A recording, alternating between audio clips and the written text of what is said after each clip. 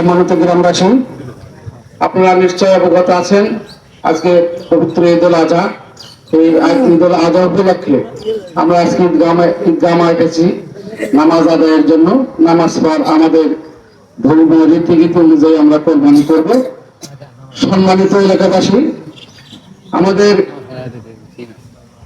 ঈদ উপলক্ষে প্রতিবারই আমরা এখানে আসি, দুটি কথা বলি। আজকে আমাদের একটু অন্যাঙ্গিক কথা বলতে চাই। সেটা হলো যে আমাদের গত জাতীয় সংসদ নির্বাচনে আমাদের এই গ্রাম থেকে আপনারা বিপুল ভোটে আমাদের প্রিয় নেতা তারেক রহমানকে ভোট দিয়ে নির্বাচিত করেছিলেন। সেই উপলক্ষে আমাদের গ্রামের আর এক কৃতি সন্তান এস মাকতুম আহমেদ খান, যে পরিবারের আস্থাভাজন ব্যক্তি এস মাকতুম আহমেদ খান রুবেল, সর্বক্ষণ চেষ্টা করে যাচ্ছেন গ্রাম তথা এলাকার উন্নয়নের জন্য। অলরেডি তিনি আমাদের ইউনিয়নের মধ্যে অলরেডি বিভিন্ন শিক্ষা প্রতিষ্ঠান, মসজিদ মন্দিরে 2 কোটি টাকা বরাদ্দ অলরেডি উনি দিয়েছেন। তার মধ্যে এই মাঠেরও আমাদের মানে একটা খুশির খবর যে উনি 6 লক্ষ টাকা আমাদের এই মাঠে প্রদান করেছেন।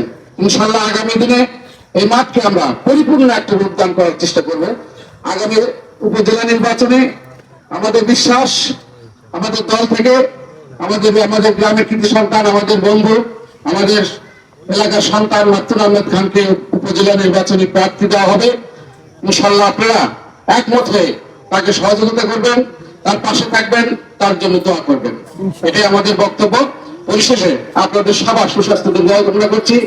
আমাদের সভাপতি গোলাম রাসুল খান রানা ভাই, উনি অসুস্থ, উনি তার জন্য আপনারা দোয়া করবেন। আমাদের মিলু ভাই অসুস্থ, তার জন্য দোয়া করবেন। আমাদের সেলিম ভাই হজে গিয়েছেন, আমরা তার জন্য দোয়া করব। এবং আমাদের